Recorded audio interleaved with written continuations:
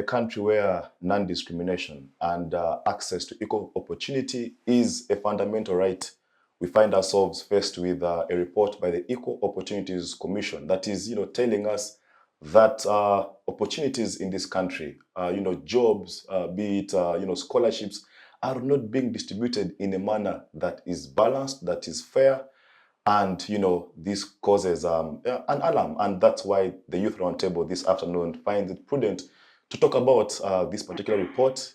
Are there political connotations?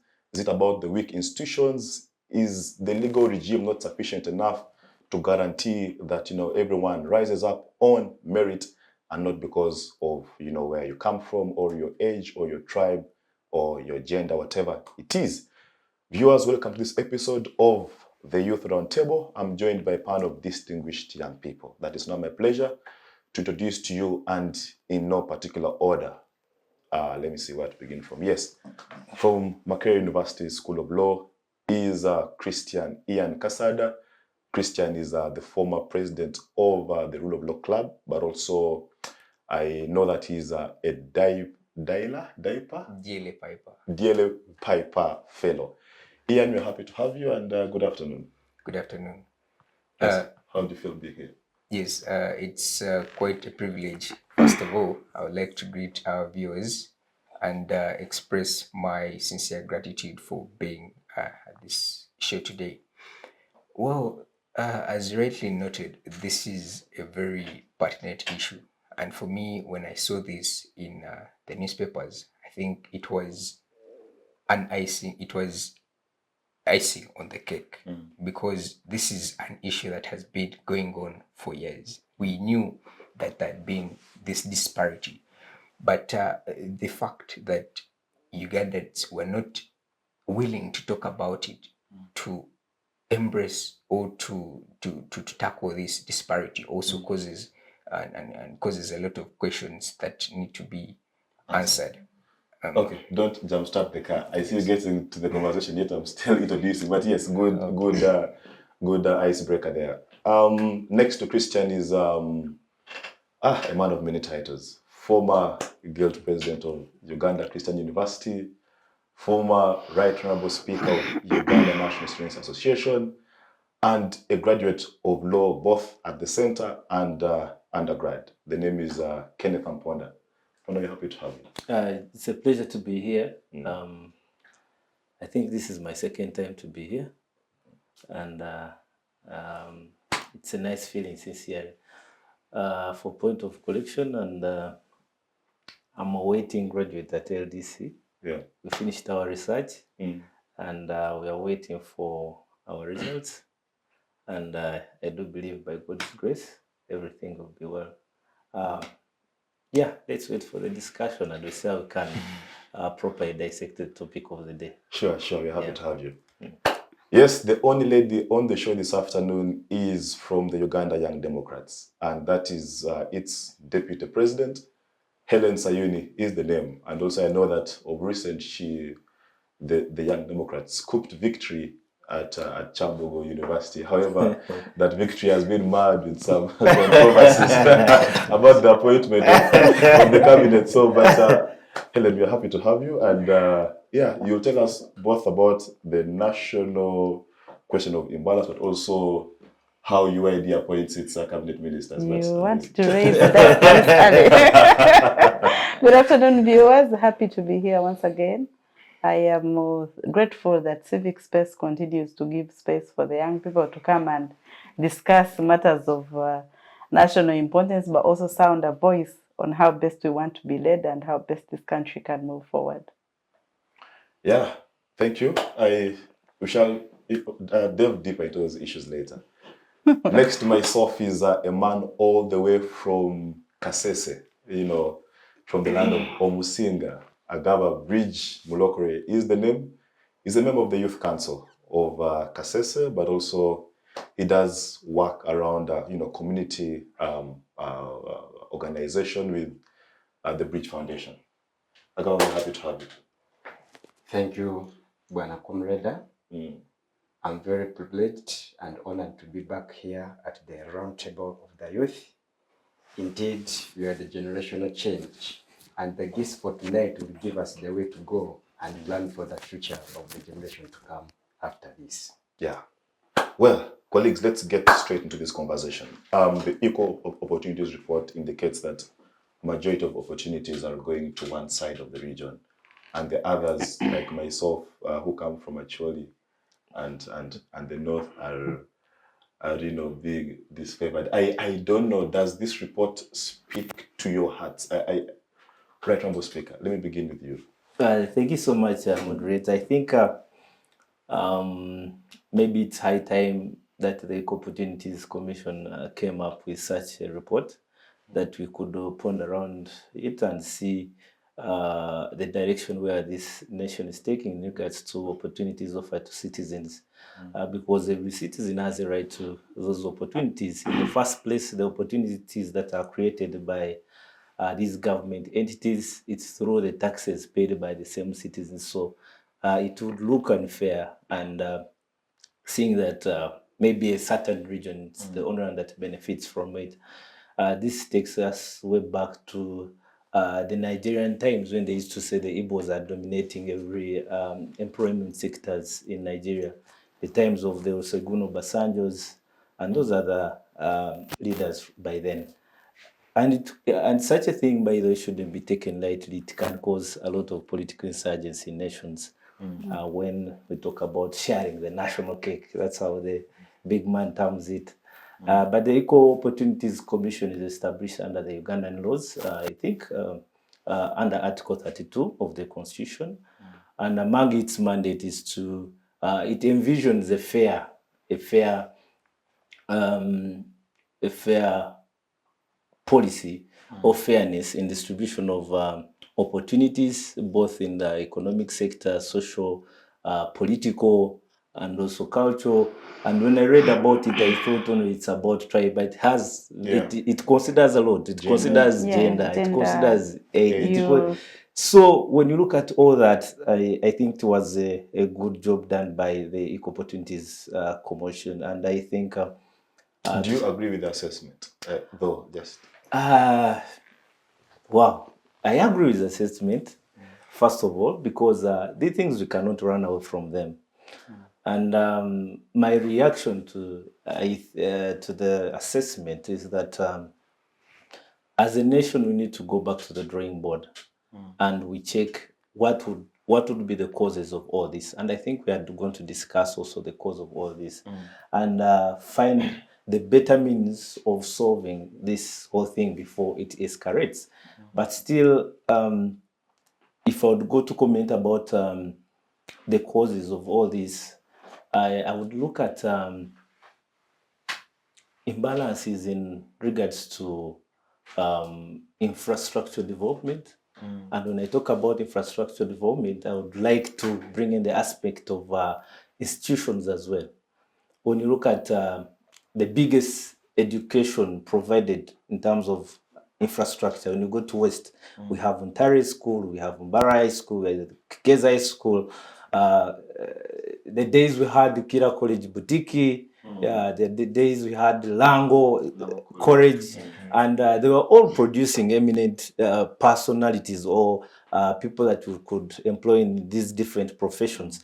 That if they said Kidega from Lango College, you would see even the quality is wonderful. But now you see some regions have an imbalanced infrastructure in terms of the education sector, whereby you find the Western schools are bringing a large number of people to the market. We can see the enrollments that we bring at university levels, because the more you bring to university, that means the more opportunities you get in the employment sector.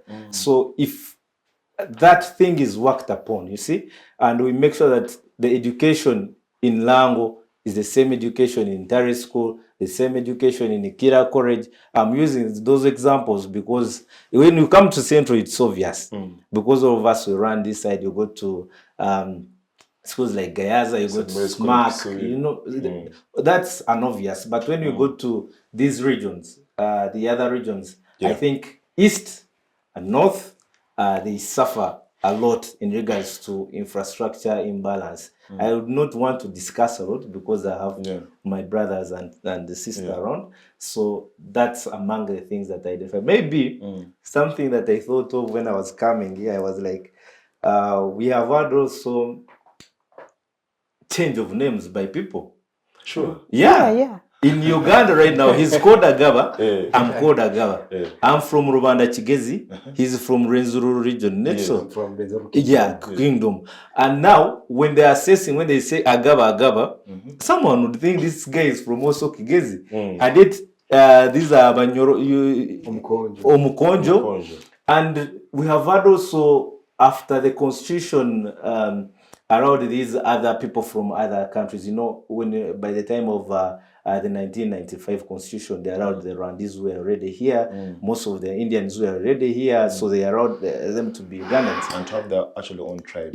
So we have seen people have changed names from Rwandese names to Western names. You find someone called Kanye and is a Rwandi. So when you are assessing such a political opportunity, a job opportunity, you'll be saying the Westerners are taking everything, and yet the one Karisa is a Muganda, but they are saying is a Westerner. We went to, was it some place in Kapchora, and in Unsa Times, they called me Cheptengai. So today if I drop Tagama and I put Cheptengai, and someone will miss. Really. I appreciate your context because you're introducing something that I think is important. Your point is that we shouldn't treat the signs, the symptoms, but no, the signs, but rather the symptoms. That at times these issues go way deeper into the education system and how you come up through the ranks and how you find yourself going to either Makerere or to So I agree with you partly. Christian, still our general comments about the report before we delve into actual details. Yes, thank you, my brother Agaba. As I had earlier noted, this report to me was just an icing on the cake because this is something that had been going on for years. There had been clear disparity in terms of the economic realms, in terms of health facilities, in terms of development, roads.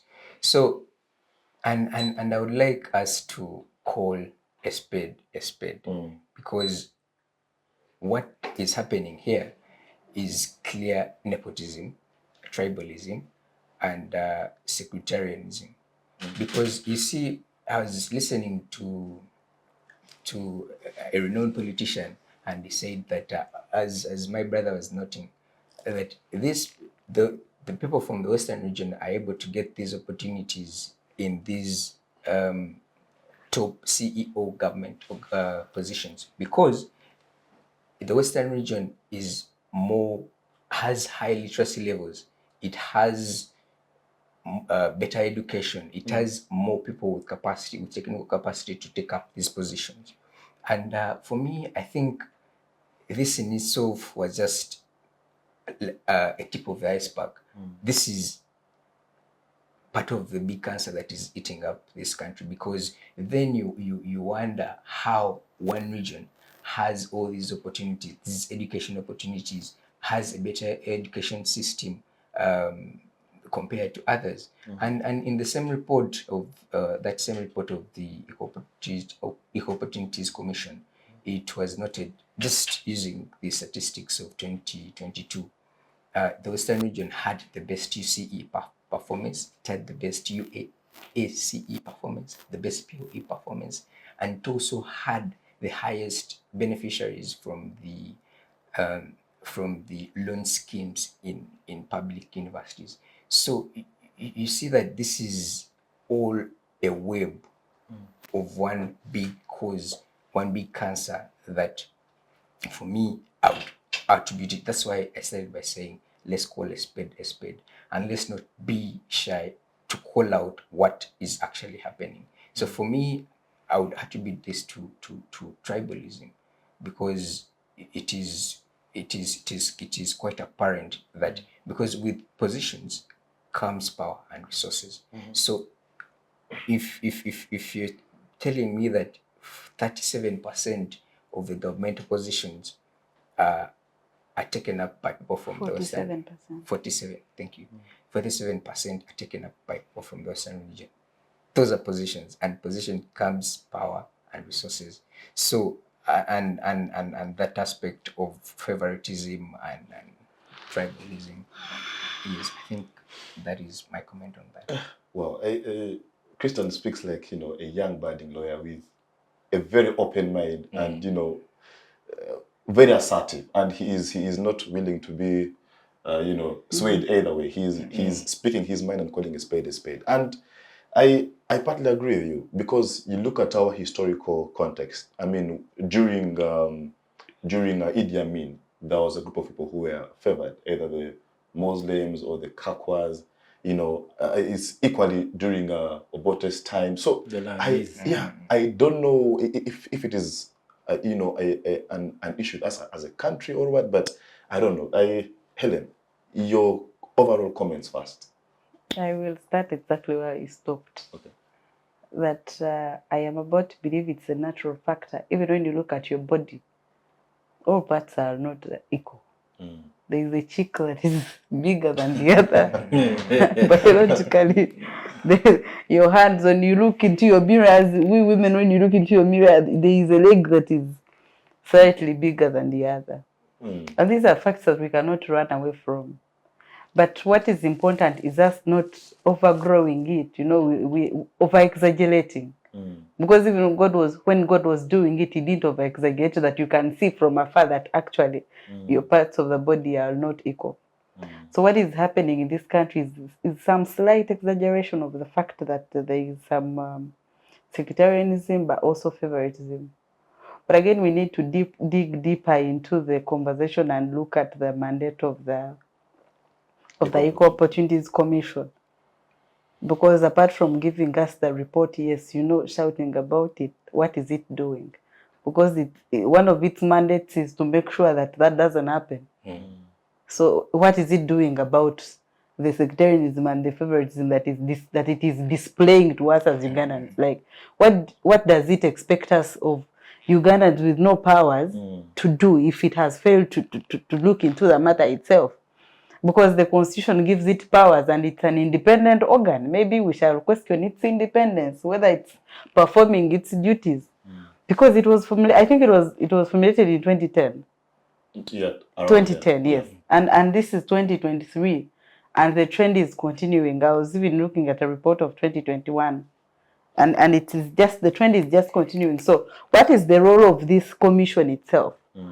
I was also looking at the I don't know whether those really commissioners are, well, I was looking at the useful thing about it.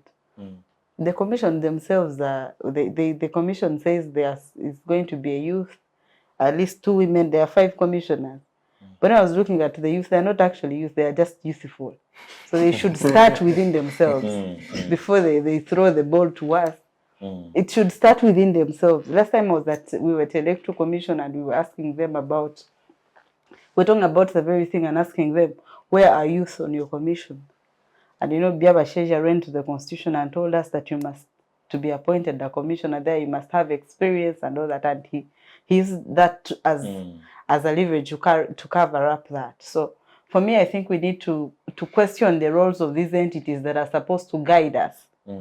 Because probably they are not doing their work, and that is why we have all this. Because I'm not going to blame the Westerners for taking 47%. I will not, definitely. I will blame the appointing authorities. I will blame the EOC, because those are the entities that are supposed to make sure there is balance in opportunity sharing in this country. Okay, and to post you a scenario.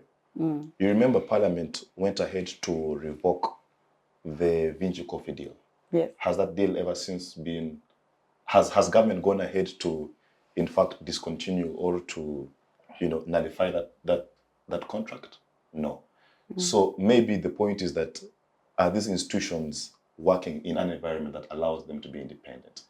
Can they perform their roles as per the mandate given to them in law, or they suffer from, you know, interferences, you know, both political and now my question would be, Why is it that it is easy for them to come out and paint this image, but they never come out to even paint the image that maybe they are being stopped from doing their work? Because that is where we should start from. You cannot tell me you're being stopped from doing your work, but you can release a report. Because that means if you can release such a report that is stating the name of the government institutions, because it is showing that the whole country is actually almost in the hands of Western. You want to tell me that the person who is stopping you from doing your work does not have the powers to tell you and that you correct that report, do not release it? I think we need to look into whether these people are actually doing their work. That should be the question for now. It shouldn't be the question of Westerners have taken everything, who has taken everything. But we have these entities which are supposed to perform their role. So can the commission influence a cabinet appointment? It should, because it has the powers. They are saying it's independent. Do we ever get any writing, any release that, sir, you have appointed all these people and they are Westerners and all that? And there is a notice out there. Do we ever have that? There is a cabinet minister whose names are not mentioned here, who was sent by the president for vetting before Parliament, and Parliament did reject this individual. This individual was sent back to the same Parliament, and Parliament approved. So my point is that doesn't the power lie somewhere else? And once that power says this is it, it is just going of course, we cannot deny the fact that power lies somewhere else. But there, by the time you are appointed in that office, there are some there is scrutiny on you and what you're capable of doing. And we must learn as Ugandans that if you're in a position, if it is wrong, it is wrong. But if you're saying, for example, had the Parliament kept quiet and not voted again, what was going to happen? You see the problem with us, for example, when that happens and you don't approve of the first time, they call you to Changwans. By the time you come back, you approve. So the problem is us, the individuals that are in these entities and are not performing our role.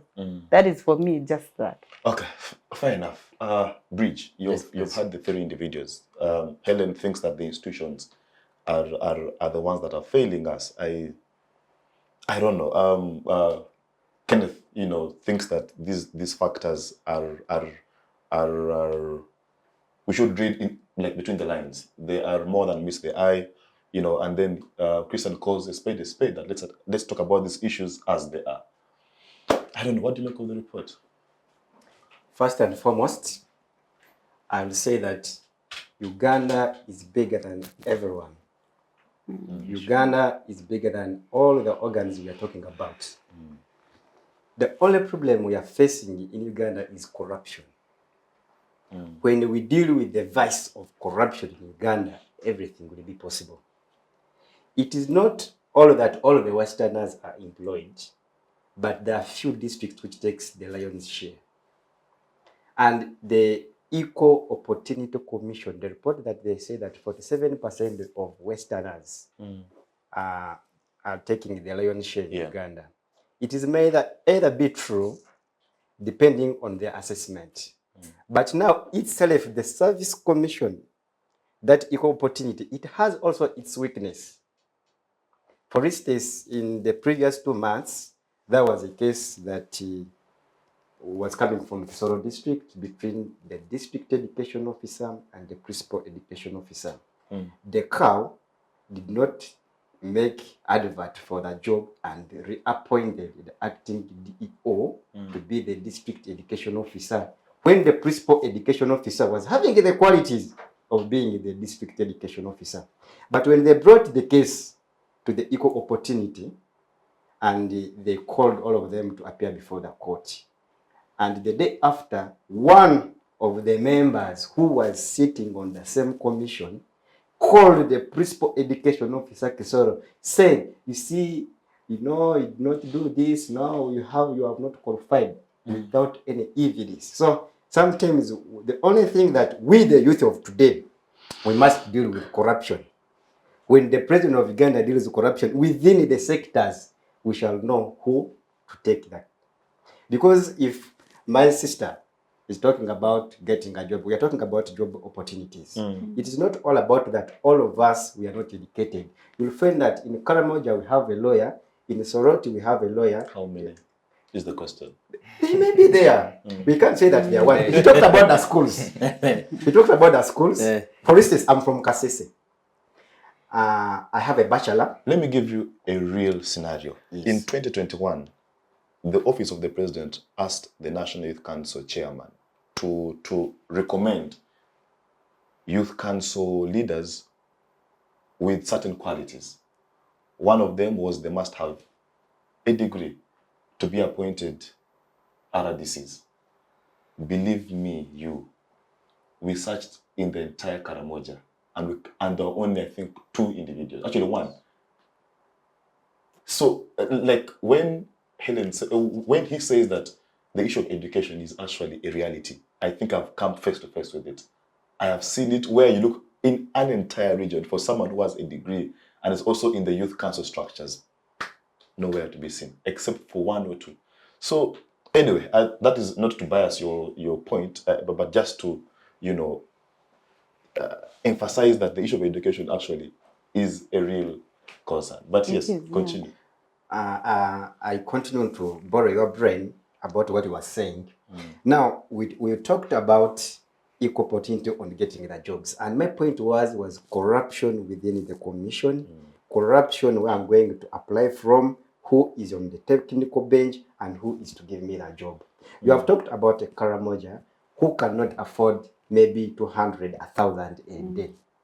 And you are talking with the Agaba who is having 100 cows in Kasese, Busongora, who can sell 2 to come and compete you for that job. Now, when I come for that same issue that I'm applying to be maybe a project manager at the Civic Space TV here, and the person who is the human resource will first give me a call. Do you know, Agaba? We have seen your CV, you qualify for this job, but I want to meet you tomorrow before 9 a.m. By the time I reach there, the question will ask me, first talk like a human being. So that means me, I'll go back home, I sell my 2 cows, I come and give out corruption. I bribe him or her for that job. And the person who's in Karamoja, who has not even afford transport to bring her here to Kampala, will fail to get that job. So let us see what to discuss, like the youth of vision, the youth of purpose. We should first weed out corruption. He talked about they take you to Changwanzi. When you come back from there, they have uprooted that ideology within you. But we can be the voice for the voiceless. We talk the truth, and the truth should set us free. Because now, being from Kasese does not mean that I should get a job where I don't have the qualification. Let us get jobs on technical merit. I studied a bachelor in doctorate. I am supposed to compete with the person who studied a bachelor in doctorate, where there is a Karamoja, where there is a Mukonjo, where there is a Munyangole. All of us, we should share the same cake. My second point was on the issue of regional balances. Now, if we give the vice president is from up and the president is from western, that one is balanced. But when you find in some offices, you first say, Gambano, who is this one? Where has this one come from? That's where the challenge is in Uganda, which we need to uproot. And if that vice to be uprooted in Uganda, we should first go back into our organic system. Because now, most of our people today, they give you a job on who technical, who knows you. I myself, I have been rejected in more than 4 offices. Somebody asking me, who is this one? Where are you coming from? Who has brought you here? Do you have appointment? Moreover, going to see the permanent secretary of OPF, where the office is supposed to be for everyone to go and express yourself. So if it doesn't come out as the young generation to prepare the future for our children, that thing will not end out. But when we weed out corruption in those offices, and most organs, whether IGG or Equal Opportunity Commission, all those organs have been corrupted.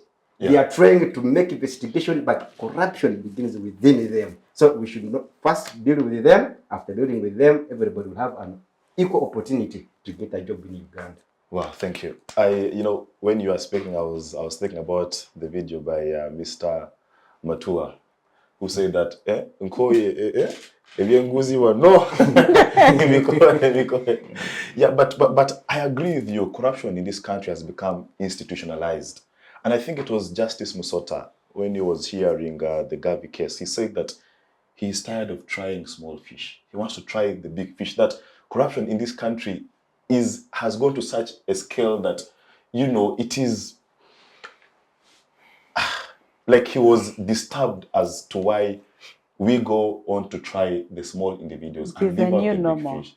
Like we have normalized it. I mean, look at the PS of Ministry of Trade, who was censured by Parliament, and then the Public Service ordered Parliament to restate her. It is just mind-blowing. I saw the IGG dropping cases against the UNBS boss, someone who confessed in public camera that he bribed. He bribed to be reappointed with 100 million. What more evidence? The Mabati saga has not been talked about I completely. don't know. The institutions are the ones who are... Anyway. But Kenneth, there is controversy around the Obama presidency, but personally, I love the Obamas.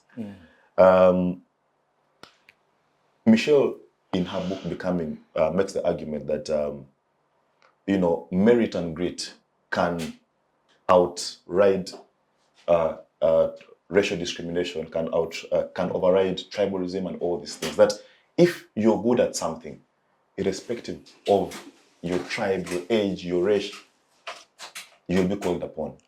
Is that the actual fact here in Uganda, that if you're good at, say you're an engineer and you come from Acholi or Karamoja, but you're a very good engineer, can you rise up the merit to become permanent secretary of Ministry of Works? That's a nice question, and I believe we should also, as a nation or Africa at large, if we are seriously tackling the issue of opportunities, look at, and we should instill the child or the children of Africa that it's possible to make it through all odds, and you get an opportunity on merit. Not this tendency of Gamba no go or something like that. But first, I would also, before I answer that, I wanted to pose a question to you. By the time you invited us, what were your considerations to invite us? Because when you look at this panel, this is Agaba, I'm Agaba, she's which region? Sayun. Which region? Sayun can be used because in West we have Sayun, but I think they borrowed it from... I'm nationalistic. Okay, you might call it nationalistic. But the point I wanted to drive here is sometimes things just happen like that. Because the Bible says opportunities fall to those who are always prepared for them. So you'll find in the names I think of in the first place, it's the one Kidega and the one Apio. There is no Munyankole. Because opportunities come for those who are prepared there and then. So having said that, I wanted to go to your question. And also, I would like to make a rhetorical statement that before you even think about sharing of opportunities, no, first wait, are you ready and qualified for those opportunities? If we called, I don't know if you try to understand what I'm meaning. We might argue sharing of opportunities as youth all around us here.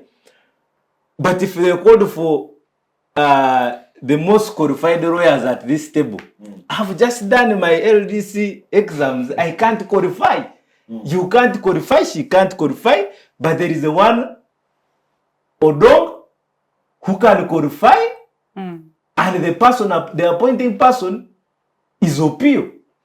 So when they come, they'll start saying, this was favoritism. But this is the thing that was available for choosing. Yeah, Kenneth, aren't you in fact contradicting yourself? Because we are saying that what's the chance, like what's the likelihood that Anne Agaba is going to rise through the education system, go to entire school, make it to Makerere University, then go to LDC eventually, vis-a-vis a one Kidega or Opio going through the same institution? The fact is, the sample space from which to pull out this lawyer is that one group has a larger sample space compared to the other. that out of 10, you have, according to the report, you have 5 Agabas out of 10 people, all right? Then the rest, there is 1 Kidega, 1 data. The rest, it's 1, 1, 1. So the sample space here is bigger. Therefore, there is a high likelihood that that one opportunity will fall in that large sample space. So it isn't just, happening like out of the blue. It is influenced by the current reality. So I don't know, but if you can make your point. When I was bringing that, I was building on a point of where we talked about is merit still standing? Yes. And I was trying to build a point that we should teach our generation that merit stands over any other thing. These other things can be subsidies, because it's a reality.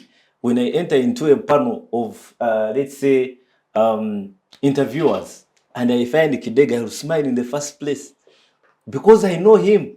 Or when I find Sanyu, I have seen her before, I will smile, you know? So that's natural. But in regards to the point I was building, merit still stands. When I was a guild president at UCU, the hardest part I faced was appointments. And that's a small institution. This is not a nation or a country. I stayed in my room with my brother Kabira and some other people whom I trusted there for 2 days without leaving the gate. I get tired, I move around, I come back, I look at the list. I edited the list 5 times. Considering tribe, considering the Catholics had supported me and had gone there to campaign. And you know, politicians, you make a lot of promises, but still I had promised them something. And I had also promised the gender, that the vice president would be female. I had promised different faculties in terms of balancing and inclusion, because we had said we are looking at an inclusive leadership. Meaning, merit works. Why? Many people had supported me, and we had a tendency of those who support you, they're the ones you appoint. But in a government, people can benefit from other ventures, not directly through employment and appointments. I looked for a team. If we brought the cabinet, you'd find this one is a Elaku Benjamin, then this one is a Musinguzi, then this one is a Sarah Davis, then this one is... So we try to balance. And when you appoint people, or when you give people... Who was the vice president? My vice president was Kasemire. She was from these people's region. And I gave her because she was a medical student. And she... And the prime minister? The prime minister was Musinguzi Dennis. The deputy was Elaku Benjamin. The speaker was Rupert Calvin. The deputy speaker was... So in that format. And female, male. So when you appoint people depending on merit, there are few people that will caution you. Even your friend who would have liked to take up a position, but when they see you have appointed a person on merit, they feel like, I wanted the position. But look here, Kidega is more experienced than me in this regard. I'll give you a few samples of the youth that we have on this arena. When I was applying for my master's, I told some friend of mine that I'm applying for master's. They said, in Uganda, it's who you know, not your master's. I told them, look here, I don't want to be employed on who I know. I want to be employed by a person because they believe I'm capable of doing something. I'm capable of offering something. So these are the mentalities that we should cultivate into the youth and also the children that we have here. There is... a big person I read about, she's a big person in this nation, but she said when her child finished education, she let them go to the world to look for job opportunities. Not because you go basing on my name, Amponda, and you're my son, and reach there and you expect me to just drag you into a ministerial position or something. So go there and hunt for yourself. We need to cultivate a culture in the young ones and in the youth that indeed merit can.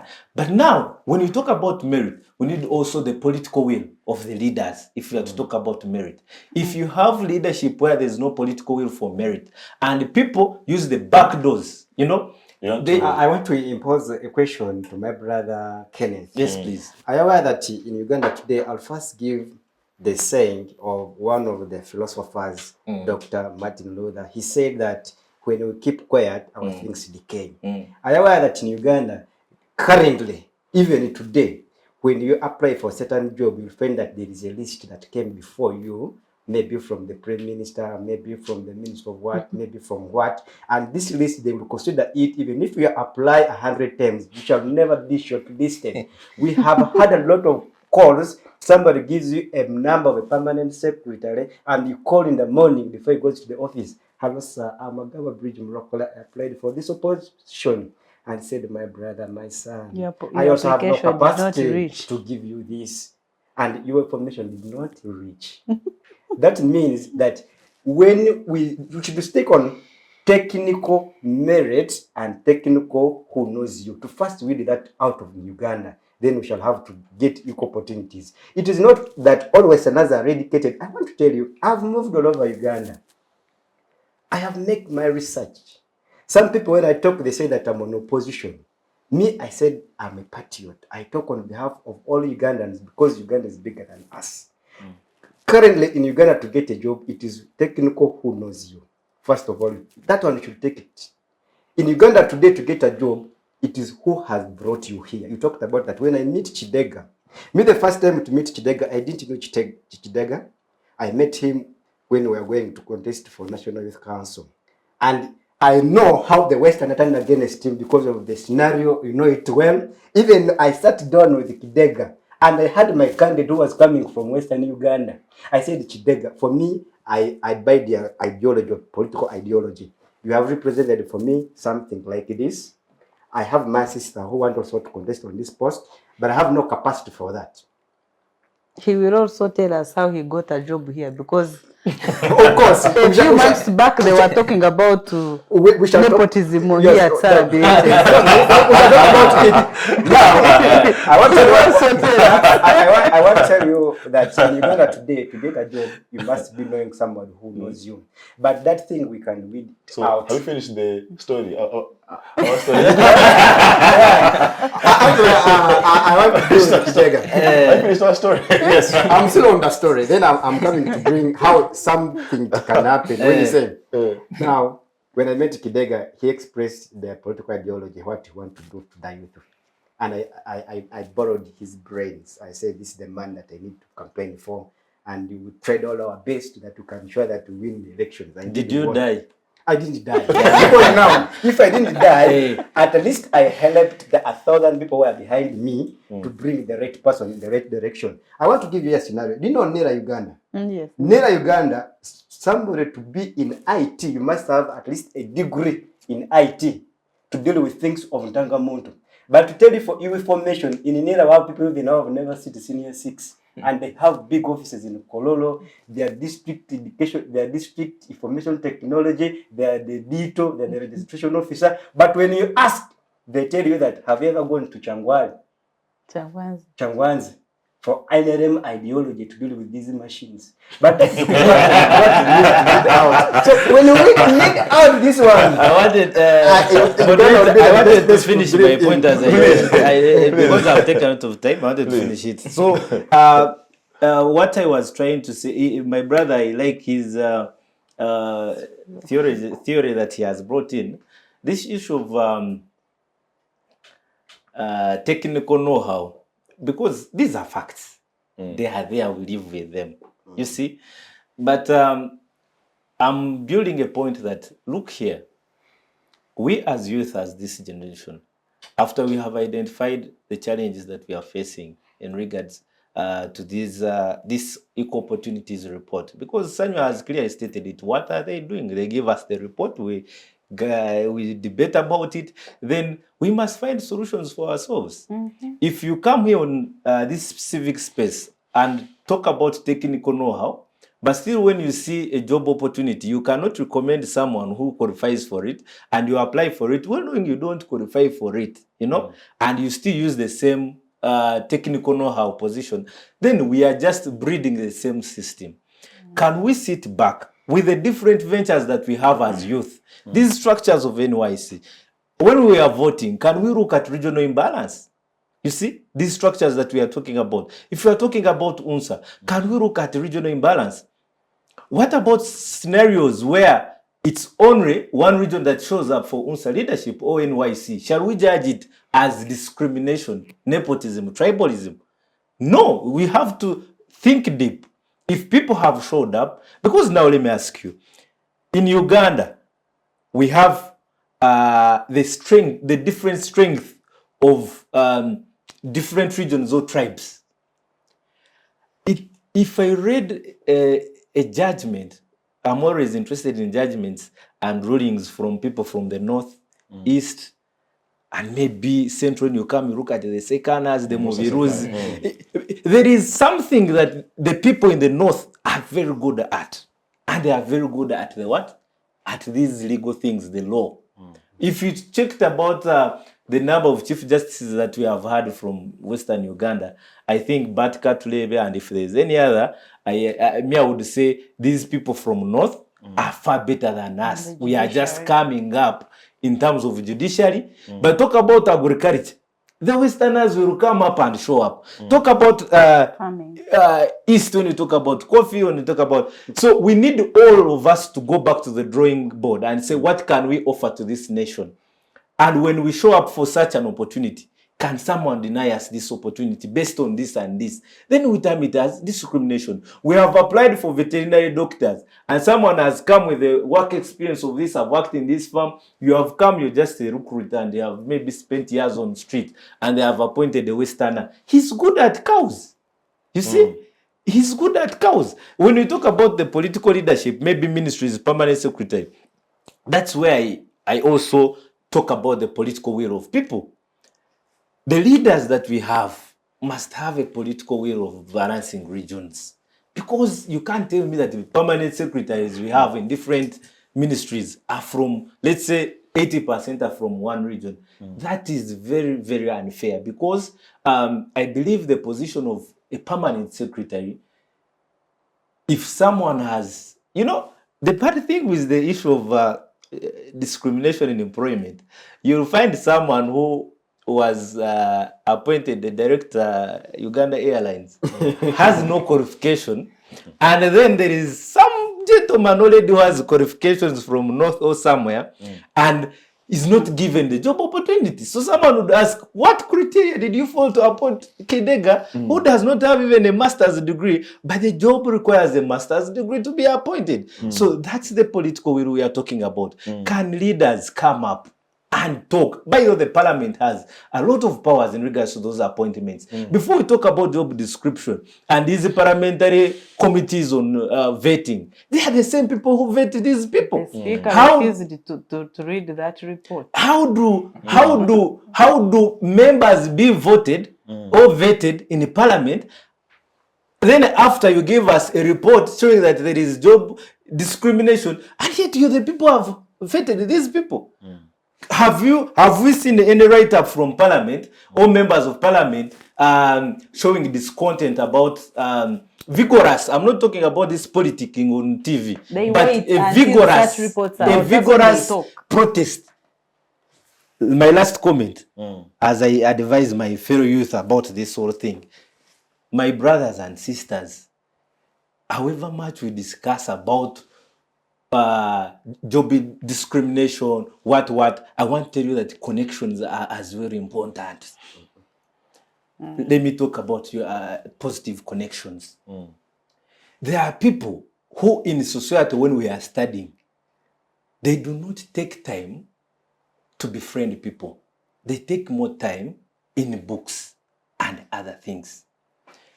Some of us where we are, I can tell you I'm a testimony to that. I'm not so perfect in books, but I have thrived to where I am because I've befriended them Uganda, I've befriended them Teso, I've befriended them Chiga. When I was contesting in UCU, no one knew my tribe. I did not front my tribe. I did not front my faculty because law faculty is the biggest at UCU and has majority of the voters, to the extent that people came to know that I was a law student after graduation. What am I trying to say? Connections are important in a way that people feel to associate with the people they know most. People fail to entrust people that they know most. When General Yoweri Museveni was at Intare School studying, he was not the most bright student.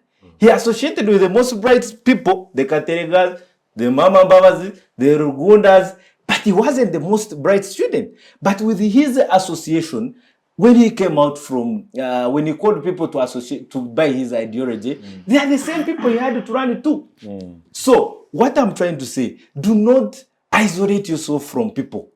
Make sure that you're within the system. Make sure that within the system.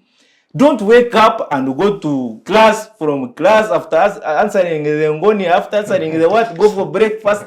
Talk to people. Know who Kidega is. What does he like? What does Sanyu like? What does this? So that sometimes, by the way, jobs are not given out of, let's say, merit. I can tell you it's the truth. I want us to talk facts.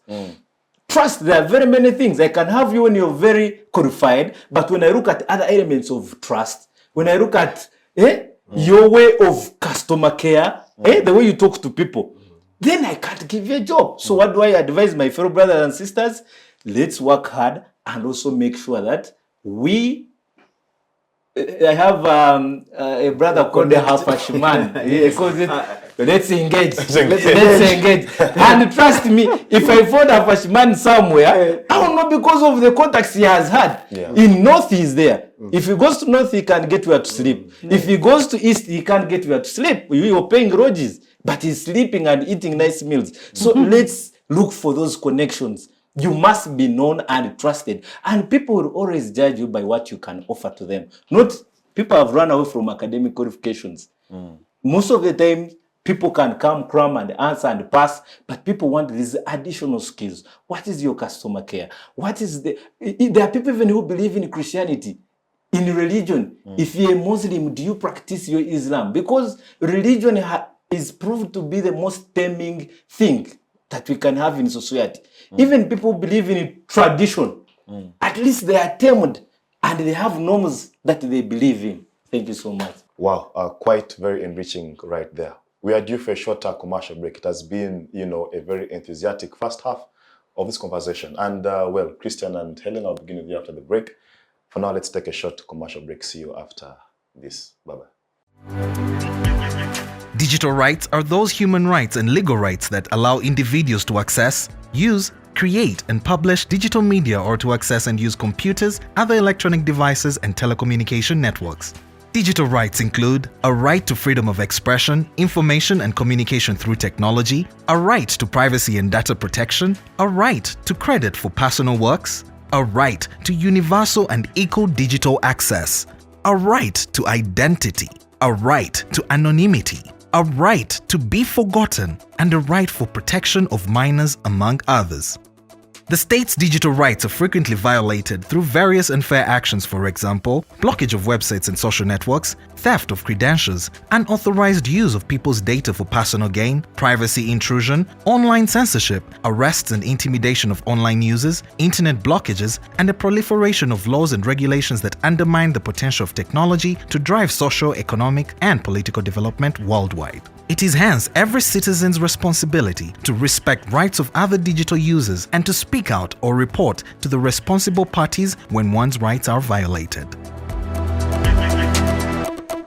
Well, this is still the African Youth Month of November, and to you I say karibuni sana to this second episode of the Youth Roundtable, and we shall, begin right away. Christian, still our conversation stands, and my question to you is: Are we Ugandans like the Bourbon monarchy? We are learning nothing and forgetting everything. Because if you look at our history, and our constitution says it very clearly, never again shall we go back to our very turbulent history that was filled with, tribalism, sectarianism, and all these things. Are we not learning? Because you remember, at least it is alleged that during the Amin era, a group of people were being, killed and all these things. And it looks like we don't seem to learn from the 1966 Uganda crisis. Coming to date, we have had several, issues as a country, and most of them have had tribal connotations. So I don't know. Are we not learning enough that we need to build a nation beyond, mere tribes? Yes, thank you very much, comrade. And when you look at our history, starting right from the era of Idi Amin, and when he got to power, this is the same history that is replaying, is what we're seeing today. See, when Amin got to power, he brought, actually, the whole government was made up of people Kakwas. from his area. I don't remember the people very well. Zakakwa. Yes. And when Obote came in, he did the same. And he went on to look for The these landis. yes. And people were massacred, they were killed. So I think it is very important that we acknowledge. Recently, I was attending a peace and reconciliation boot camp that was held at Makerere University in conjunction with Uganda Society and Ministry of Justice. And the chief guest was Honorable Mao. And one thing he said was that it is better, I prefer someone that will point something out to me that this is tribalism, that someone who will tell you, okay, let me wait for you after this is all done. So it is important that we have these conversations, that we encourage dialogue about this entire inequality, disparity in regional imbalance, because we see what happened in Rwanda. There were symptoms. They didn't treat those symptoms. We have symptoms today of tribalism. We have symptoms of disunity that are apparent to us. And that's why I started by saying that it is, for me, I find it quite worrying that we needed this report to come out before we started having conversations about such something that is apparent. It has been going on for years. So just to emphasize the fact that, yes, it seems that we're not learning from our past history, from the massacres that have gone on because of tribalism, from what happened to our neighbor country in Rwanda, the 1994 genocide. It was very tragic and something that is still on world history. And that's something that we do not want to associate this country with, because the effect of these disparities is that you see one region is being becoming disillusioned. They're being pushed into the corner. There's limited access to health services, poor roads, and all this web of suffering comes up as hatred, and there's nothing to fuel a genocide, and that is to extreme if such a thing happens, because that's exactly, those were the exact sides in Rwanda before the genocide. So I agree with you, because and just a follow-up question is that and you're a budding lawyer, you must know or at least read about what Senior Counsel Mpanga has said in a couple of times. One time he said that we're a country that lacks a DNA. That when the people of Rwenzuru were battling with the question of their Omusinga, it was their affair. No one, okay, a few people tried to sympathize with them, but majority of Ugandans were really disinterested. When there was war in the north where I come from, it was an actually affair. I mean, deal with it. When the Buganda, when there were, yes, crisis, I mean, it was their affair. Like, we don't have a national DNA. I don't know. And such things, I think, can only make it even worse. So, I don't know. How can we create that national unity? You see, and this lack of national DNA stems right from 1912, from colonialism, because these are independent states that were brought together to form one Uganda. Buganda was a state on its own, because you see, even the king then wanted rights of a state for correspondence with the Queen of England. But the point is that these are independent states that were forced to come together to form one country.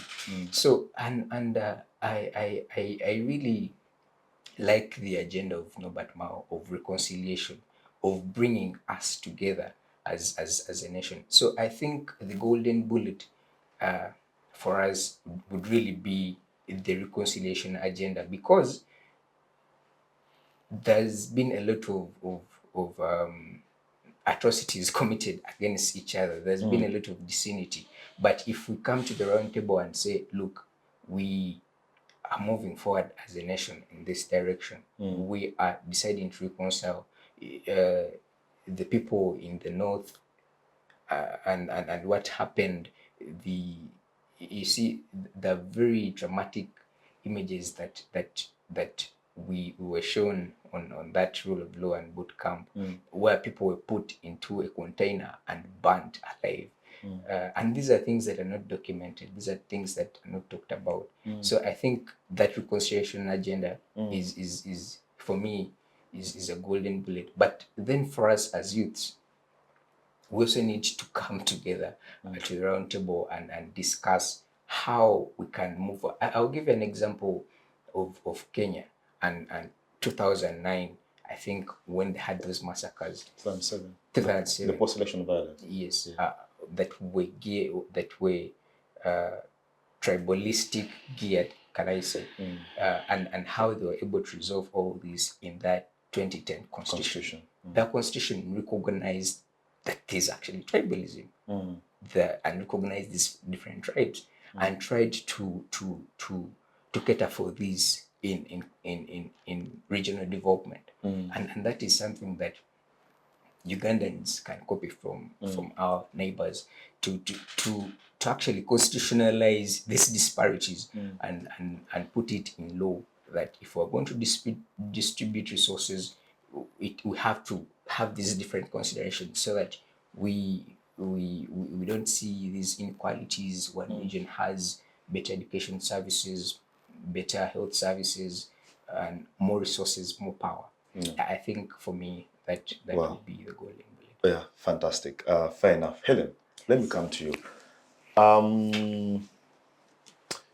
Tanzania has 120 tribes.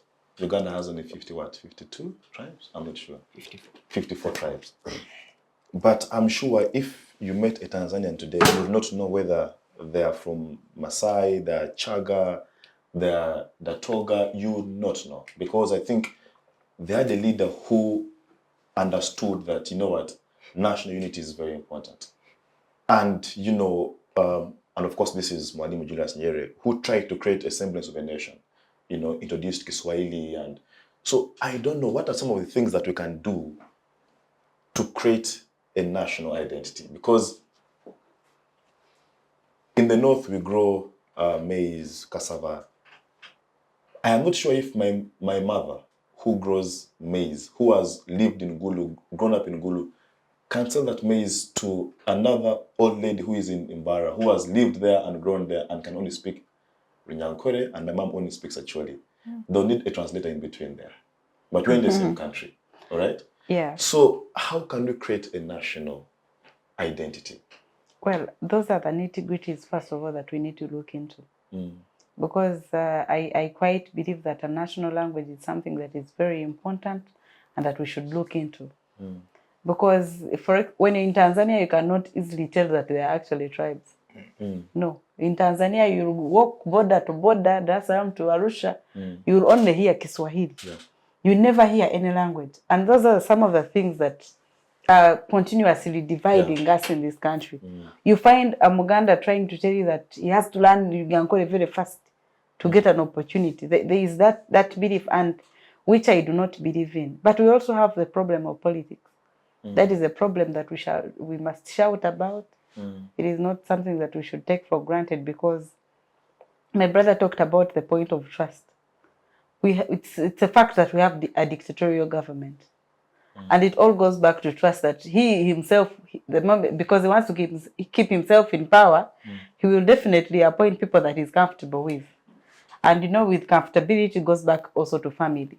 We had a time when the first lady was the minister in charge of Karamoja affairs. Was she really supposed to be talking about? Was she really supposed to be the minister for that area, where she would go maybe even once in a while or never? So those are, because he wants to keep himself in power, he must get some people who he's comfortable with. Electoral Commission, he knows Vijaba Sheja is a call away. I will just call you and we speak our language and tell you, come on, what are you doing here? Was bad Chugunde Munyankoli. Definitely he was not, but now it continues to grow. Engagement. Those are the engagements he talks about. I just brought in to trigger her. Yes, it continues to grow. We had a time when Kare Kehura was the IGP, David Moses was the other side of the army, and there is someone who made a comedy sometime that when they are in those meetings, they always even speak. They speak Runyankore. Like so it is a system that is actually deep-rooted that we must deal with. That until we also deal with the problem that is within governance, our problem is within governance, we must deal with it to deal with this whole question of nepotism and favoritism. And for me, I'm not even looking at tribal issues. We have issues in the youth. 60% of the youth are between 18 to 30 are unemployed. 47% is not in school, is not in any training center. They are called NEET. Those are the things that for us we should be discussing. Women, where are they in these opportunities besides the tribe? Because the moment we want to discuss about tribe and all that, we as younger people, we are going to murder ourselves into it and get covered up. And for us, our concern should be what is happening with the 60% of the Ugandans that are unemployed and they are younger people. Because we are the bleeding future. It also maybe tries to indicate to you that there is a certain generation that is doing very well. And for us, if we are not careful, who are in between 30, there is a problem that is going to come up. Those are the conversations that we should have. But back and forth, I believe DP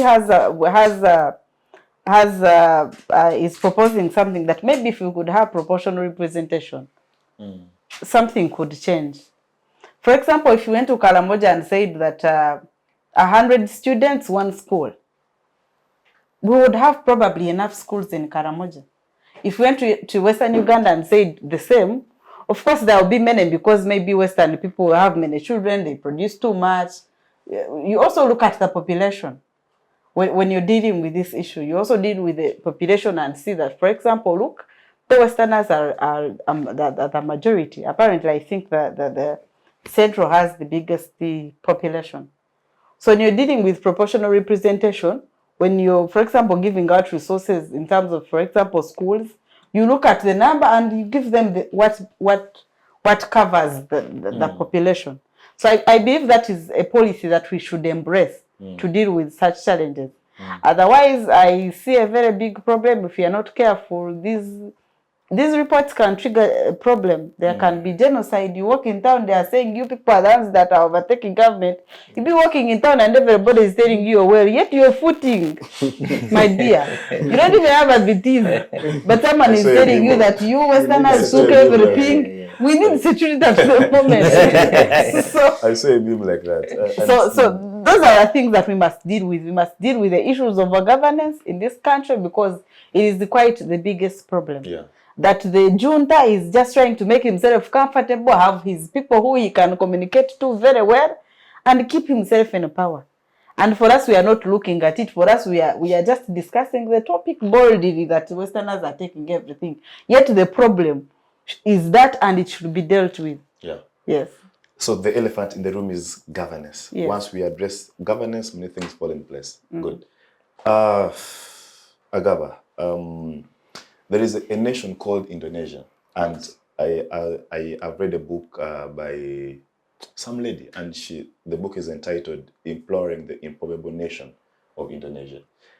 So Indonesia, post-independence, had a flamboyant, charismatic leader called Sukarno, and when he took over this country, it was in tatters. There was no national unity, and it was a broken state. What he did was to come up with a policy that says that if you're from this part of the region, you should attend your school from the other part. like you cannot be from the West and again you go to school in the West. No, it was a policy. You must go and study elsewhere, and also other people. So he forced people to rotate, move within the country. So, and in so doing, he was able to forge a nation. All right, and people began to feel, mad. Yes, whereas I am born here, I've gone to school here, and somehow you get to learn their culture and get to live with them.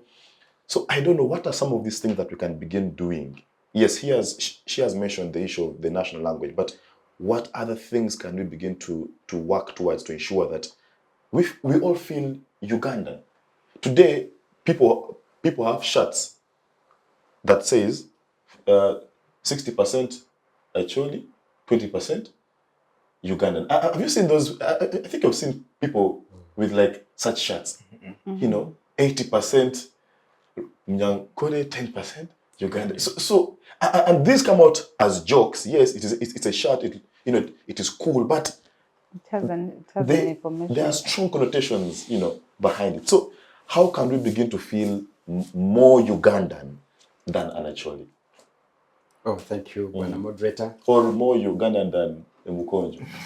I told you that Uganda is not for anyone. Uganda is for us all. To deal with that thing you have talked about, Indonesia, we need to create infrastructure developments in our regions. For instance, I saw the commission recommended that there should be a hospital built in Bukedia. So if there is a hospital built in Bukedia and if we have our doctors there, more would be employed. It does not mean that all Westerners have jobs, but it depends on which district are being favored by the other one. Because now, if they're saying that Westerners take the lion's shares, I have my brother who's in the Wundubuju, he's complaining that he's being... Even he may have not gotten a job. I have my brother who is in the Kasasa, they have not gotten a job. I have my brother in Kisoro, but we find that there is some of a small district that being favored by other things. But when we deal on developmental issues like infrastructure development, we build a hospital, we employ there people who are it is now a matter of just governance. Can a president have the mandate to deal with the member of parliaments and the service commission at the district level? If we have 10 graduates in Makerere University, either Chambogo or Metropolitan or Bugema University, who have graduated, or we have some doctors who are on pending, can they be employed? It does not mean that in Western Uganda it is only the Agabas who are employed there. There are OPOs, there are the Kidegas, they are there. Because even my deputy teacher in high school is called Adimasaid. He's from Northern Uganda. And in Northern Uganda, we have the RDCs who are also from Western Uganda. So the only thing to deal with that thing is to deal with the service commission, to understand that jobs should be given on merit so that everyone can have access to the national cake. But when we deal with corruption in all, I told you, Kidega, the voice for the voiceless, for today, for the youth, the only thing to deal with everybody to be equal in Uganda is to first deal with corruption in those organs, whether IGG, whether anti-corruption, whether parliament, while people are just in corrupt organs. The only thing is to first deal, and in mind as the students who have graduated from different institutions, we should have a say that I'm going to be myself. What is killing us, some of us, we have a hope that my dad is a minister, my aunt is a prime minister, my uncle is the IGG, so when I finish, I'll get a direct job. So you'll find that somebody, before even he graduates, the job is waiting for him somewhere. In these offices, if you make more research, if you go deep in it, you'll find that somebody will be acting as a permanent secretary for 5 years, waiting somebody who's in the Makerere University to take over that position. And no one will come out and say, but why is this person not being promoted? How long does it take the chief administration officer, to write a recommendation to the local government to appoint that person? So when we deal with the corruption, and the president himself, he knows that the people behind me, they are fishmongers. They are looking for survival for today, for the fittest, for their generation. So when the president comes out, deals with the chairman, locus of 5, deals with the cow and the service commission, everybody will get access to the national cake. Despite where you come from, whether you're Mkonjo, whether you're Acholi, whether you're Muganda, whether you're Mnyankole, all of us, Uganda is bigger than us. So to deal with that issue, this one was saying engagement. Yes, I know Kidega is from north. So when I go to northern Uganda, I'll get my friend called Tukumoyo. I sleep well. I'll get Francis, the former RCC. I'll sleep well because we met in Kampala. When I go to Kisoro, I'll be with her fisherman. He's my great friend. When I go to Ndoroko, I'll be with Ruguman. It is okay, we can engage. But do I qualify for that job you're appointing me to? Do I have the qualities of the job you have appointed me to do? You will appoint me in a job where I don't know, having any brain. Yesterday I was talking with one of my children. He was great. He saw me the paper of history. Not me, I never did history. Your children, like your my cousin, no, all those children. I was talking with my cousin sister. Oh, cousin. I am the one taking care of her, and she was bringing for me a paper of history, and I was saying that we are still teaching the World War II, something of the ancient that we have no skill. In Uganda today, you can graduate, but you don't know what you know. What you studied. You don't know what you studied. If they ask you, what can we bring at the table?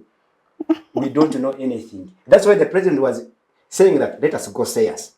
Now, if we have a vocational skilling school like the presidential initiative in Gulu, we can have those children who have dropped out of school fees, who have dropped out of school because of school fees, to get access for skills. Now, those people, they are the one who's going to be employed there. Because I don't believe that they will bring the amount of Fort Poto to go and lead the skilling institution in Gulu when we have people who are qualified for that. So in this Uganda, to be on the same pace, one, we should first develop the national language. All of us, we should speak one say. Currently, I was in Kenya.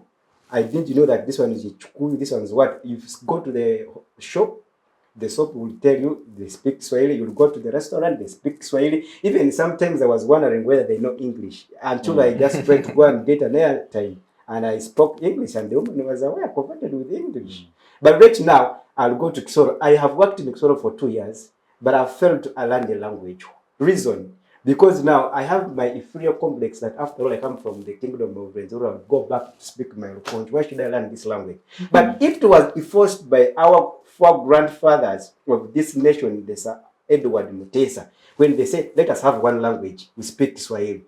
Kidega will be speaking Swahili, Amoto will be speaking Swahili, Odonkara will be speaking Swahili, all of us shall be Ugandans. So the only thing to deal with the current situation in the government of today, of His Excellency the President, is to first deal with corruption. And corruption is not with him, it is with his people who are in offices, who are giving jobs by not merit, by knockout who knows me. Because I'm a son of a minister, then I deserve to have a good ministry post there. You've gone in an office, this one speaks the same language, the same language, the same language, even the sweeper, the hirina, also speaking the same language. So you wonder where you will start from. Somebody will ask you, so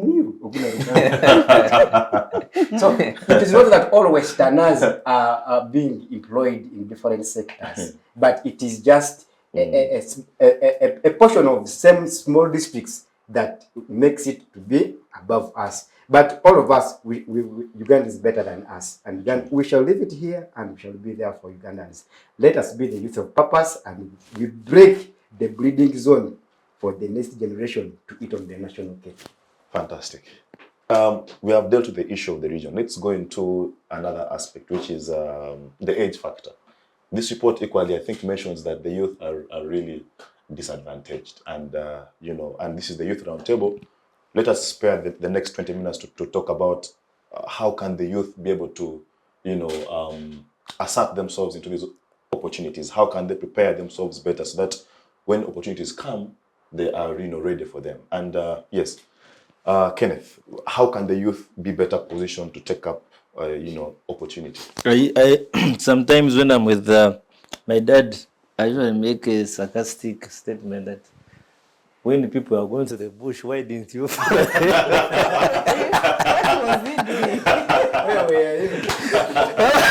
When the people were going to the bush, we would be now.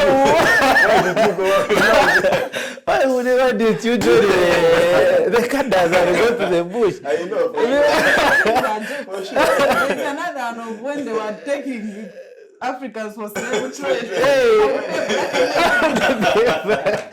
So that's when the situations get tough, you start thinking otherwise. If my grandfather was a slave, how do we now we're chilling with the Kanye West?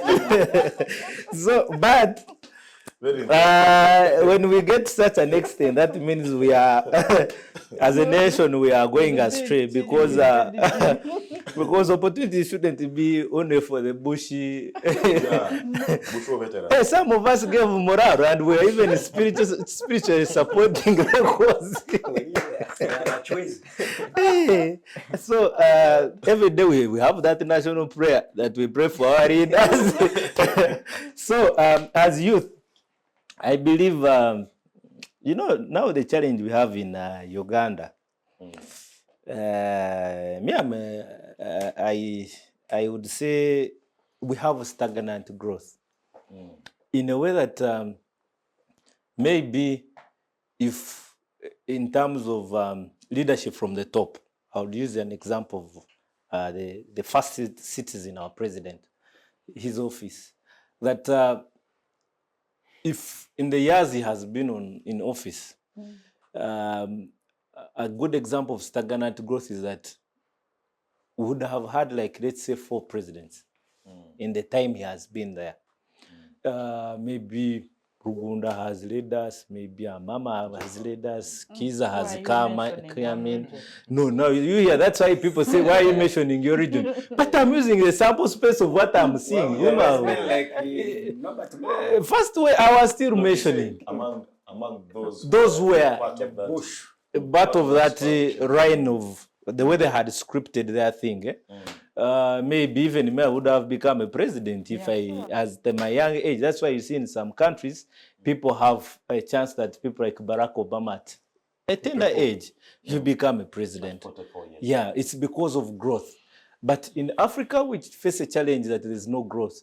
That in Nigeria now, a president of 80-something, from 80-something to 70-something, it's that you don't see our youth coming up, just like the way we see in Kenya. In Kenya, we saw Ruto coming up, a young man. We saw these Kenyattas came up when they are still young in those influential positions. So I would say in Uganda, we still lack growth in terms of politics, in terms of social. But if you look at our parliament. No, by the way, so many young people there. By the way, the parliamentary thing, it's also influenced by, how can I term it? It's a little bit political, but the parliament, we should go deeper and say these people are from which families. Maybe it can be an inheritance plan. For you're saying we have majority of the youth, but they are still from the same family. It's an inheritance plan. If we had the Otafire's son coming as an MP from Mitoma, has there been a change? We will be happy that there is we have youth in the parliament, but still it's a growth of the same family. There is nothing like Agaba's family has now come into parliament. That's what I'm trying to explain. So even those that we are celebrating, it's just an inheritance strategy that is being put into system, Like now, my brother was, I'm a president, he becomes a president and he's 20. You start saying, but now we have a youth. But this is an inheritance. It's a continuation of something. So what I'm trying to say, it goes back, if we had... let's say it goes back to the job opportunities now, where the youth we are merging to fight for. By the way, now, this sample was done only in the government because we are looking at the government, where we pay our taxes. But there's also a big problem in the private sector. And the private sector, I think as of now, must be employing many of the youth compared to the government. So the question should be also in these private entities. How are they trying to fight discrimination in regards to age, in regards to sex, gender? Someone puts up a job opportunity and the qualifications, you look at the job experience they want. Technically, they are just dropping the youth, you saw. a job experience of 10 years. And which target of people are you looking at? Yeah. So as youth, nonetheless, we should not give up. These political spaces belong to us. I usually tell people that the difference between us and those people who are there is that they were born earlier than us. And for them, they identified their purpose when they were still young. You can imagine at the time when I happened to be a proud old boy of the first citizen at Mbara High School. So I also share that. It's the only benefit I have. Maybe if the equal opportunities people were saying that I share from the government because of that. Other than that, I have nothing from the government.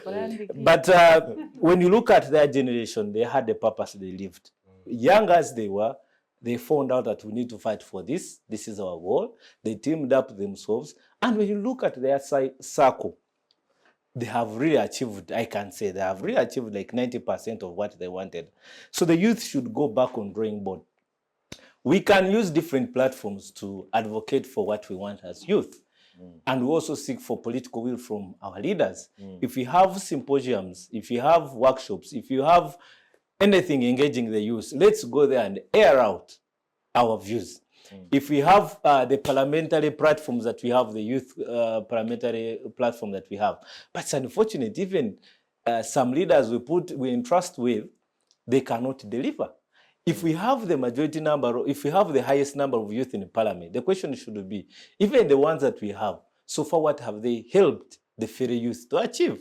Because it's one thing to have a large number. You can even say, let's increase the youth MPs to 7, to 8. But the question is, the four you have, what have they enabled you to achieve as the youth? Which policies have been tabled before Parliament that really show there is an advocacy for a youth policy that favors them in the job market? If we are talking about even the politics that we have, maybe I might be interested in politics, just as you. But what are the requirements for a youth to contest 3 million? How many youth? By the way, you charge the 3 million from the already unemployed youth. You see? Because it's double jeopardy. It's double jeopardy. So have the youth MPs, have even those people who are, you may not be a youth MP, but you're a youthful MP, you're youth, you're within our age bracket. Have they found out those challenges that we have as youth? Or it's a matter of going to the parliament and you forget about the electorate? And if look at the job opportunities in Uganda. I mean, even if the parliament, by the way, also regulates the private sector. The private sector is not above the parliament. They have acts that govern the private sector. So if we looked at countries that have that have taken up policies of employment, that a percentage should be within this age bracket, because when you look at also technocrats that are usually coming from out into our nation, most of these technocrats are doing jobs or work that our youth could be doing. When you find a Chinese on the road, and also they have gone further to also dealing in the importation of shoes down in Chikubo, then those are jobs that could be for these youth here, us. But you find the private sector has been left redundant. People do at their own peril. And usually those people, when they come, the so-called technocrats, investors, someone comes as an investor, but he ends up in Chikubo. Do we have policies? Because those people, you underlook them, but they are the same cause of people making the youth suffer.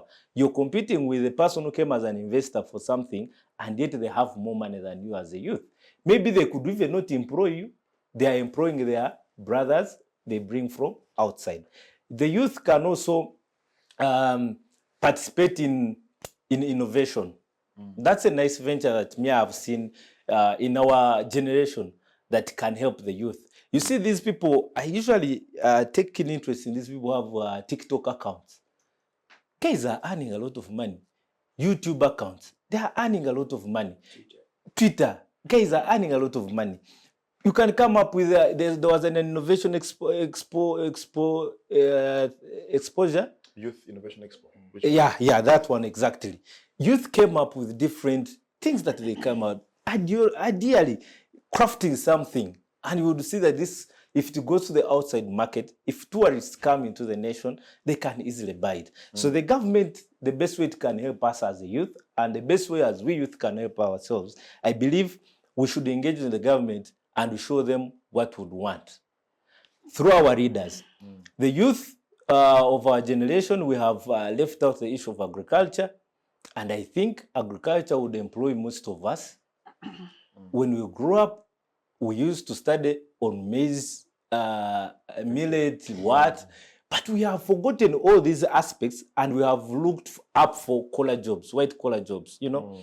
But when you look at a youth who is in this Bararo, by the way, those guys are serious. He may not know his English, but he has his 100 cows. I had to shift gears. I'm sure that our time is Okay, let me finish this. So the youth, we should engage in activities as us. If we say that the leadership or political will has refused, what have we done as us? Let's engage in agriculture, in innovation. Let's engage in sports, because the sports sector is also growing. Let's at last, let's also engage in academics. Let's make sure that we study. A youth that has a senior 6 certificate can contest for the president of this republic. Those are not the requirements.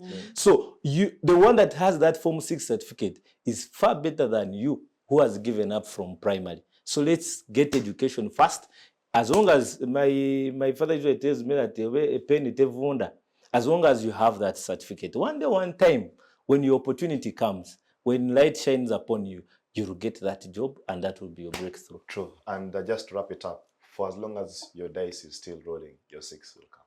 Wow.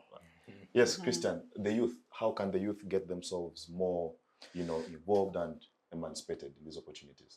Yes, thank you, comrade. And seeing that our time is fast spent, I will try to be brief. But in the middle of this year, I was privileged to be representative in the National Youth Council, National Youth Parliament. And that was one of the issues that came up and was due for debate. But I'll begin with one of our lecturers, Dr. Businje. He once said that we're a country of young people, but governed by the old. And that really speaks to the opportunities that the youth have, because a country that has 70% of the youth and you see that over 90% of the power is held by people that are not youth, people that, as you said, those that went to the bush. So it becomes very, very hard for youth to tap into these different opportunities.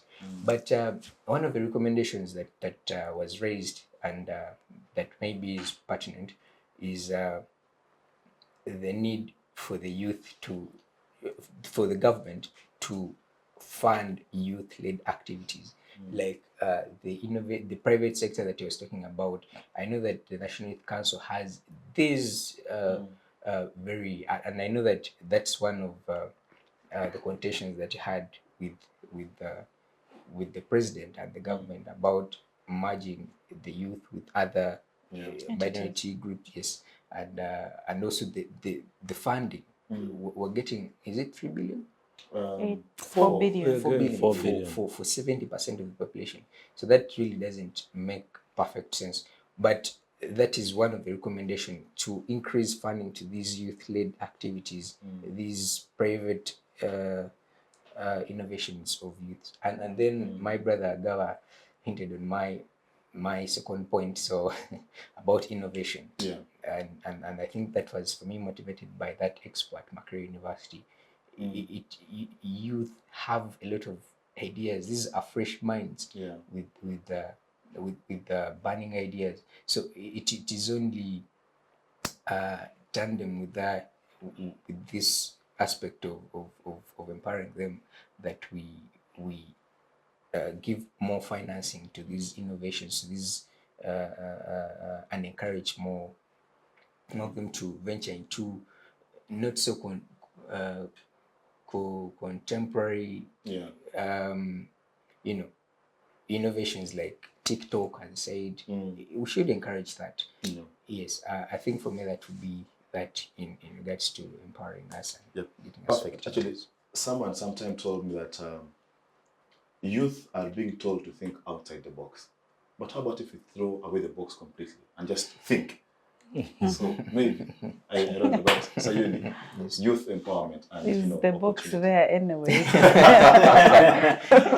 He's telling us think outside the box. Are we in that box? There's no box. It's maybe there, but we are not even in it. So, Fair enough. for me, I believe the young people of this country and the youth should pull up the socks in terms of showing up for these opportunities. Because trust me, these opportunities are not going to find you in your own house. I have already said But that the youth are trying their best. with shrewdness in this country to survive, you must be very shrewd, very cunning. Because if you studied engineering and you're waiting, my brother, to work as an engineer, it's going to be very hard for you. So we must be flexible so that we can survive, because we are in a country where you must gamble enough to even get what to eat on a daily basis. And me, I applaud the young people of this country, because surviving in this country is really a very hectic job. That you wake up in the hustling has become hustling. Lately, my friend was telling me, whenever people ask him what job are you doing in Kampala, he just gets annoyed. From nowhere, he gets annoyed. Because the job he's doing does not have a title. He's just hustling. And this is a language that we ourselves only understand. So the best thing we have to do is to just continue to hustle. We may need an input on where, for example, government entities continue to ask for issues like experience. You know, surely Helen has just left Shambugo, but you're asking for experience of 10 years. What do you want me to do about it? There is no school for experience. So these are things that we need to start with first, to discuss that if a job is a job, what you need is my qualifications. And we have entities that we as youth have not looked at completely. For example, these life skill entities where we used to have people like sewing. I have friends who do like sewing of sweaters and all that. Those things used to have a lot of money. But now we were invaded by machines. Now AI is coming up. The moment we don't speed up to catch up with it, we are going to have a problem. So the pulling of socks that I was talking about is that we must be quick to follow up with technology, Trends, so that we are able to mingle within whatever trend is around. Because give it 10 years, for example, drivers will lose jobs. You'll find cars that are automotive, they just go. And you just press on the button until I'm going to do that. Yeah, and it will take you there. Even lawyers. Yes, even lawyers. So we are going to use But robots. that profession is safe. Yeah. So we must be open to new learnings. We must continue not to sit down, continue to learn where there's an opportunity, continue to show up. These days, for engagements to happen within young people, there must be a funder. Or you have met maybe in a bar to take a beer. Transport allowance. Where there is no transport allowance, most of the young people shun away and don't go for these engagements. But these are the engagements that build us. This is where you're going to meet council, and in the next 2 hours you'll be calling him to become your lawyer. The landlord is disturbing you. So we must continue to show up for these opportunities, however small they are. However small they are very important. Until you come for like this show, you'll not meet my friend here who is a doctor, and tomorrow I will have a headache. I won't pay consultation fee somewhere. Will that be corruption? It will not be corruption. Those are the connections that we have as young people. We must Engage. we must build on the best that we have now until the big opportunities show up. But for the little that we have, we must utilize it to the best of our knowledge, and we continue to thrive in them. Fantastic. Yeah. Murokole, the youth, how can we get ourselves better placed in this country's opportunity food chain? I'll add on what Madam has said. Really, he has just given us an assessment that what the youth need to do in this generation. I will add on and say that we need to first be creative and innovative. We need to first leave issues that I went to Makerere and have my bachelor degrees in medicine, and I cannot go and do something very small for my life. When I graduated, I met one of a stranger man on the bus when I was traveling to Kasese. He was called Charles, and he told me, how are you going to survive after your degree?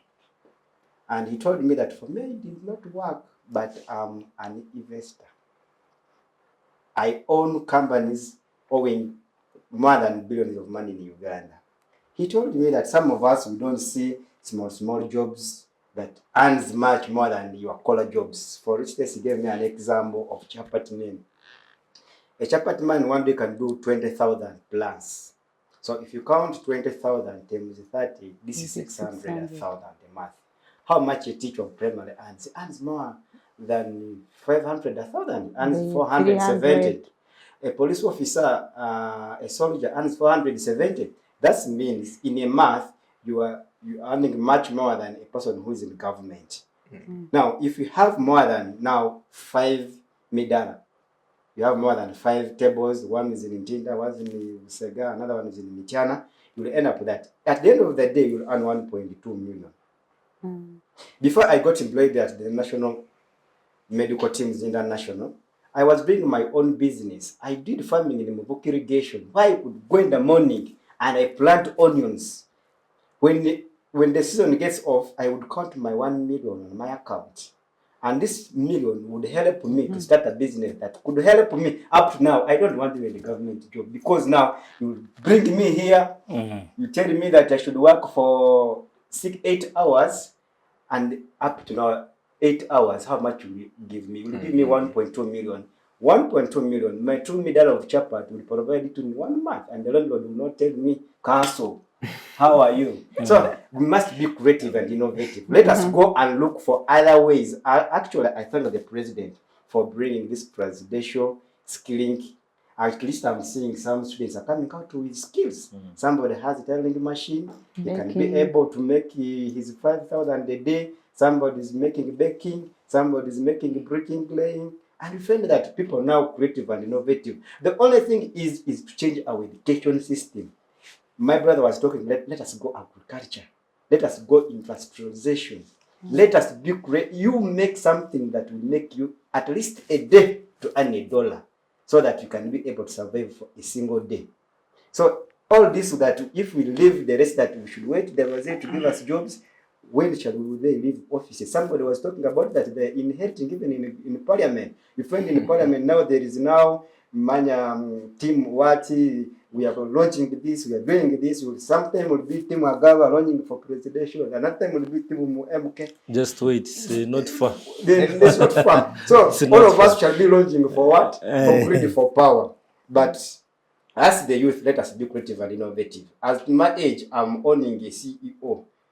I'm a CEO of a certain company called the Bridge Foundation Uganda. It is something I just got from secondary school. I thought now, for us, the people of Kasadha, we are not educated. And employment opportunities?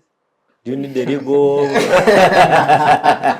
So you find that I'm employed, and also what I need to be employed. But the only thing is being creative and innovative. Just leave the issues of collar jobs. Concentrate on the little that can help you for a living. That's how we shall survive in the Uganda of today. Fantastic. So I am going to test the discipline of youth in this next 1 minute. Because our time is fast spent, but I'll give you all 30 seconds. So let's see if youth are actually disciplined and they can. So I'll begin with the speaker, and he will set the precedent for us. Yes. Your last words in 30 seconds. My last words are, as youth, we should not give up, and I implore all youth to read that report because it's good to know where the nation is heading, what is happening, what is around you. And you see how you can come up with different resolutions, because through these engagements, you have listened to many speakers today and have made recommendations like industrialization, innovation, indulge into agriculture. Not that if you have studied law, you cannot do agriculture. So professions sometimes change. At the end of the day, what matters is how you earn a living. Thank you so much. May God bless you. yeah, let's hustle. I know we can make it. We are hustlers anyway. Yes. Yes, I would like first of all to express my gratitude for being on this platform today. But as my agenda has been today, I think we need to call a spade. And this is something that has been with us. This is something that has not just come up because of the report. This is something that we've seen every day. So we have an obligation as youths to come to the round table and see come up with amicable solutions for how we can tackle this what I call tribalism, nepotism, and secretarianism. Thank you. Yes. Thank you so You much, ready? Civic Space, for creating this forum for us to always come and discuss. In mainstream, normally the space that I see for young people comes at Karakata and all that. For us, we are not called for serious talk shows. But I appreciate Civic Space for having this time that we always come and discuss these issues. And my last comments go to the 64% of the Ugandans are young people that are unemployed. Do not tire. We are about to get there. Continue the hustle. Let's hustle, and the coming days are ours. Of course, if you're given position, please deliver, work effectively so that you create a name for us as young people that wherever we are, we perform. Let us try to wrap around the issue of saying that young people do not perform. If you have something you're doing there, please represent us, perform so that we continue the trend. And I know that the future is really ours because I do not doubt at all our abilities, and I know that we are about to get there. Please don't tire, continue the hustle. Fantastic. Yes, Bridge. Oh, thank you, One Moderator. My last words is a prayer to the President that you need to weed out corruption in all those sectors, that when we deal with corruption, we shall get jobs on not technical who knows you, not on who has brought you on board, and we get jobs on the merits. When you deal with that, Uganda will be the better place to stay in because Uganda is bigger than all of us who are here. And my last word to the youth, let us be creative, innovative, and we know that the future is in our hands. We can set the ball rolling. May God bless you all. Well, thank you very much. That, by all means, brings us to the end of this week's episode of the Youth Roundtable.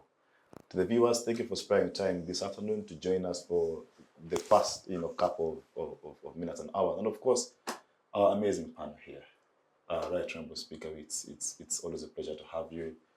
It's always a pleasure to be here as well. It's the budding young lawyer here, Christian. Happy to have you for the first time. He's really very gentle, even in speech. Yeah. our routine panelist here, Helen, we are very happy to have you. Thank you. And our good friend from Kasadha Bridge, very happy to have you as well. Of course, to the technical team, thank you for the good work. Until next week, same time, same place. Bye-bye.